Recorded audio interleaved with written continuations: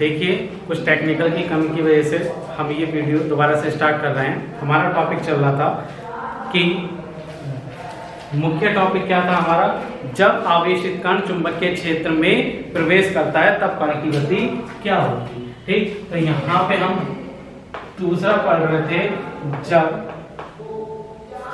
तीसरा पार्ट यहाँ पर हम कर रहे थे। तो क्या कर रहे थे, जब आवेशित कण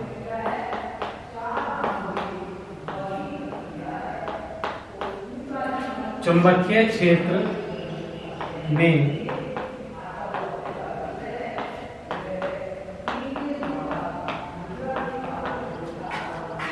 तिरछा प्रवेश करते हैं। ठीक, क्या था, जब हमारा कोई आवेशित कण है वह चुंबकीय क्षेत्र जो है इधर की तरफ जा रहा है, ठीक है, चुंबकीय क्षेत्र में क्या है, तिरछा प्रवेश कर रहा है, तब उस कण की गति कैसी होगी वह हम यहाँ पर ज्ञात करेंगे। ठीक, तो यहाँ पर चित्र के माध्यम से, जैसे कि मैं समझा रहा था अभी थोड़ी देर पहले, चित्र के माध्यम से हमने यहाँ पर एक समान चुंबकीय क्षेत्र B ले लिया। ठीक, यहाँ पर कोई आवेशित कण है जो इससे थीटा कोण बनाते हुए, यानी कि तिरछा क्या है, थीटा कोण बनाते हुए यहाँ पर v वेग से क्या कर रहा है, गति कर रहा है। ठीक, तब क्या है, इस वेग को हम घटकों में विभाजित कर सकते हैं कि हम जानते हैं घटकों में विभाजित किस तरह से करते हैं कि कोण की तरफ वाला घटक कोस में होता है, यानी कि v cos थीटा, और कोण की दूसरी तरफ वाला घटक क्या होता है, v sin थीटा।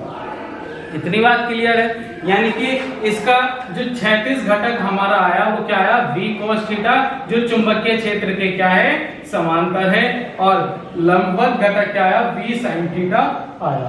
ये दोनों कंडीशन हमने पढ़ ली थी कि जब हमारा जो कण है चुंबकीय क्षेत्र में क्षेत्र के लंबवत प्रवेश करता है तब हमारी जो यहाँ पर कण की गति आई थी वह कैसी आई थी, याद कीजिए, कैसी आई थी कण की गति, हमारी वृत्तीय गति आई थी। यानी कि कण हमारा कुछ इस तरह से यहाँ पर ये गति कर रहा है, ये वृत्तीय गति इस तरह से कर रहा है। परंतु जब हमारा समांतर घटक था, जब हमारा क्या है, चुंबकीय क्षेत्र के समांतर कोई कण क्या है, प्रवेश कर रहा था, तब उसमें जो गति आई थी एक ऋजुरेखीय पथ, यानी कि सीधे पथ पर गति आई थी। यानी कि इस कण को क्या है, दूसरा वाला घटक आगे की तरफ ले जाने की कोशिश करेगा, कुछ इस तरह से। तो ये वृत्तीय पथ जो है इस तरह से चलकर इस तरह से आ जाएगा। ये वृत्तीय पथ पर भी गति कर रहा है और अपना चुंबकीय क्षेत्र की दिशा में भी आगे की तरफ बढ़ रहा है। क्लियर? ठीक, तो यहां से इस वाली गति को हम कहते हैं कुंडलिनी गति।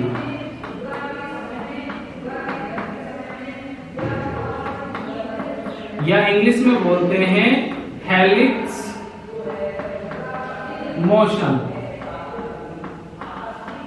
क्या बोलते हैं, हेलिक्स मोशन बोलते हैं। ठीक, तो यही चीज यहां पर लिख देते हैं। माना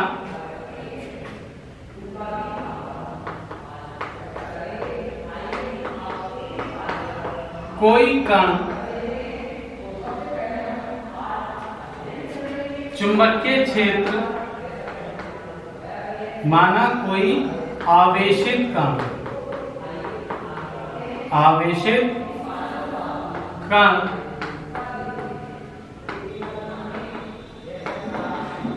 चुंबकीय क्षेत्र से थीटा कोण बनाते हुए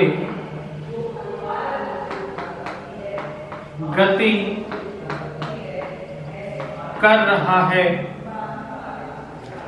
ठीक, तब कण के वेग v को दो घटकों में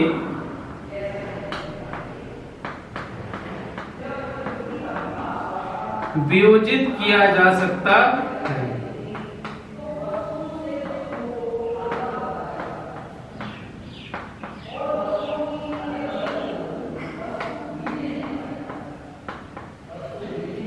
क्लियर है इतनी बात। अब जो घटक हैं उन्हें क्या कर दिया, यहाँ पर वियोजित कर दिया। ठीक है, अब कौन कौन से घटकों में, एक लंबवत घटक और एक समांतर घटक, यानी कि v sin थीटा कण को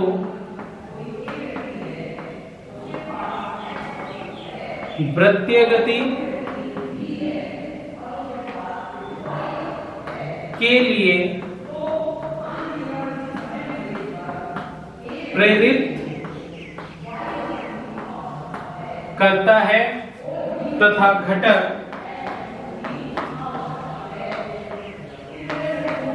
v cos थीटा कण की ऋजु रेखीय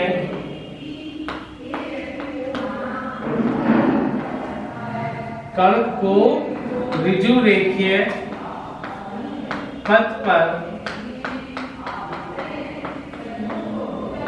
गति के लिए प्रेरित करता है। क्लियर है इतनी बात? ठीक, अब यहां पर इसके परिणाम स्वरूप इसके परिणाम स्वरूप कण की गति कुंडली यानी कि हेलिक्स मोशन हो जाती है। ठीक, यानी कि जब हमारा कोई कण चुंबकीय क्षेत्र में तिरछा प्रवेश करता है, जब हमारा कोई कण है वह क्या है, चुंबकीय क्षेत्र में तिरछा प्रवेश कर, ये चुंबकीय क्षेत्र है, यहाँ पर इस तरह से इसमें क्या कर रहा है, प्रवेश कर रहा है, तब कण क्या होता है, इस तरह से गति करते हुए, देखिए इस तरह से गति करते हुए क्या है, चुंबकीय क्षेत्र की ओर आगे बढ़ता चला जाता है, जिसे क्या बोलते हैं हम, हेलिक्स मोशन कहते हैं।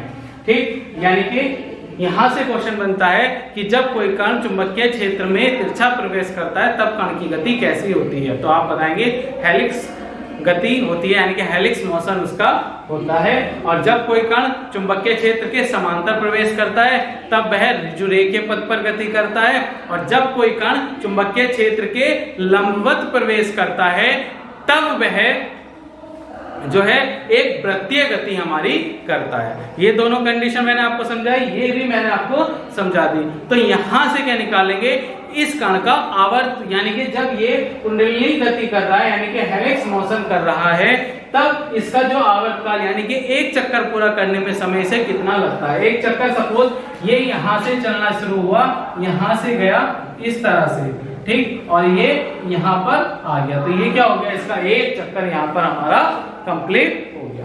ठीक, तो यहां पर क्या निकालेंगे कि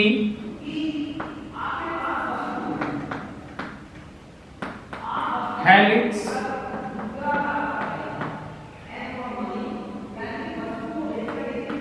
मोशन करते हुए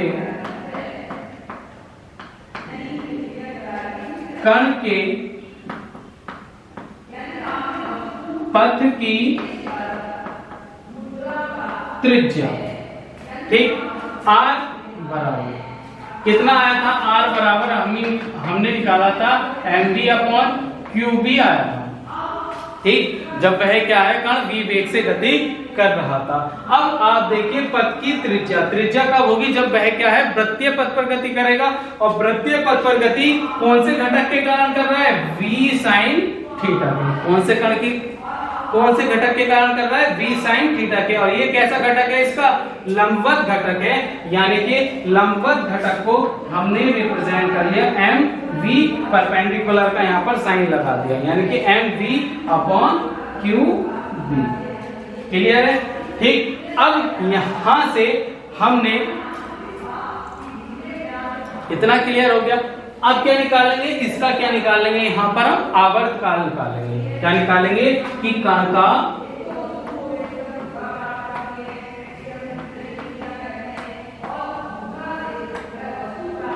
आवर्तकाल, कण का जो आवर्त काल होगा, यानी कि जो हमारी t की वैल्यू होगी वो कितनी होगी, इस पथ की त्रिज्या यानी कि दूरी,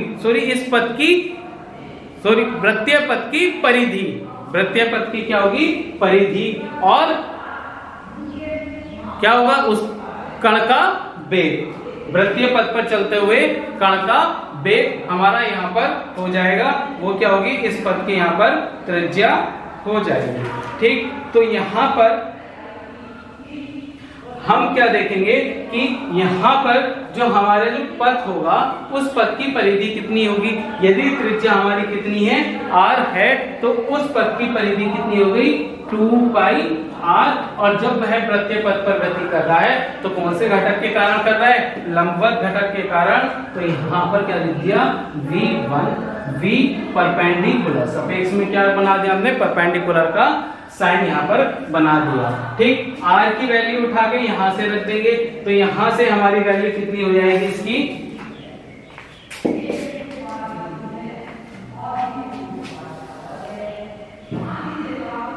देखिए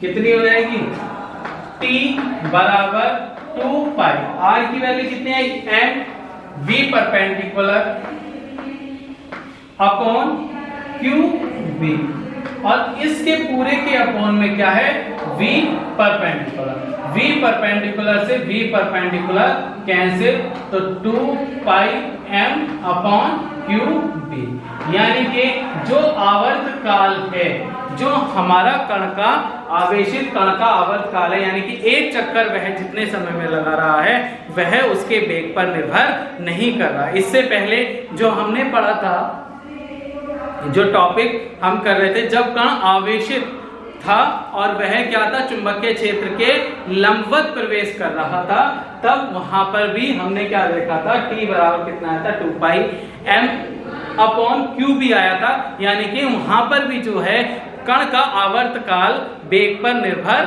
नहीं कर रहा था। ठीक, तो यहां भी कण पर वेग पर निर्भर नहीं कर रहा था।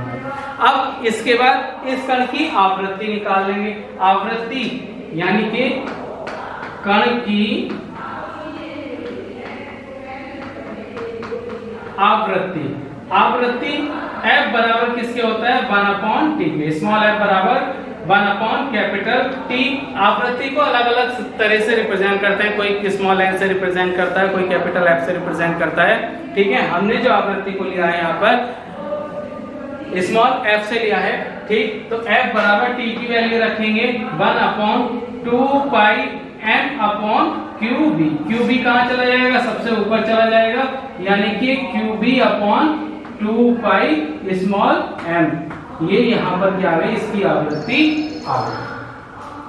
अब यहां पर इसमें एक चीज और बढ़ जाती है आपके लिए, ये रफ कर रहा हूं मैं यहां पर,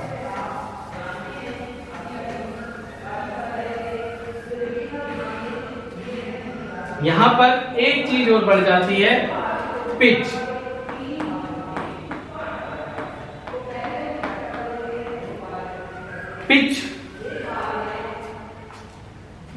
पिच मैं कहां से लेता हूं शब्द, जो समझाने के उद्देश्य से मैं आपका क्रिकेट आप सभी खेलते हैं वहां से उठाता हूं कि पिच हम किसे कहते हैं, कि पिच हम क्या कहते हैं, 2 विकेट, जो 2 विकेट होते हैं जहां से एक बॉलर बॉलिंग करता है और जहां एक विकेट वहां पर होता है जहां से हमारा क्या है, बैट्समैन खेल रहा होता है। ठीक है, तो 2 विकेटों के बीच की जो दूरी होती है वह क्या कहलाती है, पिच कहलाती है क्रिकेट की भाषा में। ठीक है, 2 विकेटों के बीच की मध्य की जो दूरी होती है वह क्या होती है, पिच होती है, आप उसे ही बोलते हैं पिच। ठीक, तो यहां पर भी हमारा क्या, पिच। अब इसमें पिच क्या होगी, ठीक है, तो एक पिच की क्या होगी, यहां पर एक चक्कर पूरा करने में, यानी कि एक चक्कर को पूरा करने में चुंबकीय क्षेत्र की दिशा की तरफ चली गई दूरी को क्या कहते हैं, पिच कहते हैं। क्या कहते हैं, पिच कहते हैं। जैसे कि कण जो है यहां से चलना शुरू हुआ था सपोज, ठीक, तो यहां से ये चला, इस तरह से बढ़ा आगे, ठीक, अब इसका एक चक्कर जो पूरा हुआ वह कहाँ पूरा हुआ, यहाँ पर आकर इसका एक चक्कर पूरा हो गया। क्लियर है, यानी कि ये चला और हाँ यहाँ पर इसका एक चक्कर ये पूरा हो गया, तो ये क्या कहलाया, इसका पिच। क्या कहलाया, ये वाली दूरी क्या कहलाई, इसकी पिच कहलाई। तो यही चीज मैं लिख देता हूं कि आवेशित कण की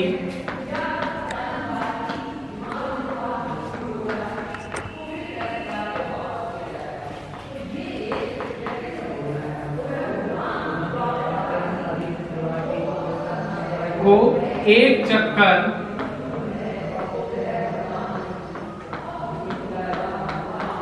पूरा करने में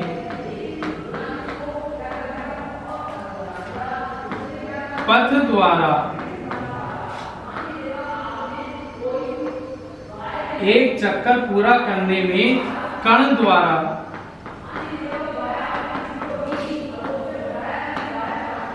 चुंबकीय क्षेत्र की ओर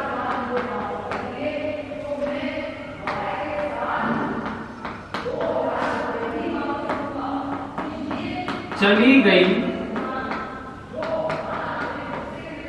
दूरी को पिच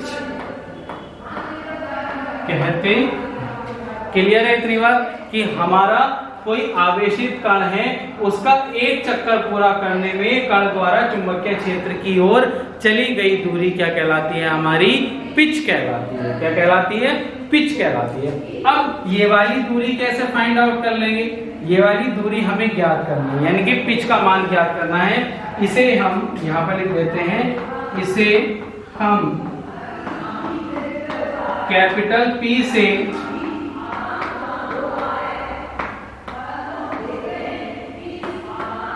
प्रदर्शित करते।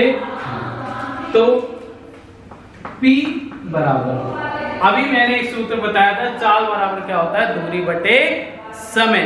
तो दूरी बराबर क्या हो गया, चाल गुणा समय। कितना हो गया, चाल गुणा समय। तो P बराबर, अब चाल देखेंगे यहां पर। अब आगे की तरफ कौन से घटक के कारण आगे बढ़ रहा है, कौन से घटक के कारण आगे बढ़ रहा है कि जो इसके समांतर घटक है उसके कारण जो है कण क्या है, हमारा चुंबकीय क्षेत्र में आगे की तरफ बढ़ रहा है। ठीक है, लंबवत घटक के कारण क्या था, वह वृत्तीय पथ पर गति कर रहा था। तो यहां पर चाल क्या हो गई, V पैरेलल, यानी कि V सपेक्ष में पैरेलल का साइन लगा दिया, यानी कि इसका क्या हो गया, समांतर घटक। और समय यानी कि एक चक्कर पूरा करने में लगा समय कितना हुआ, इसका कैपिटल T, जिसे हमने क्या नाम दिया था, आवर्तकाल यहां पर कहा था। क्लियर है इतनी बात। अब इसके बाद हम यहां पर P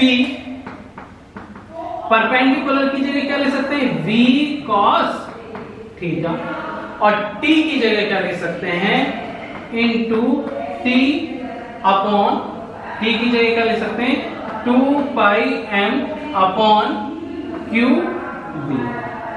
ठीक, ये हमने यहां पर इतना मेंशन कर दिया। अब हमारा R बराबर कितना आया था, mv परपेंडिकुलर अपॉन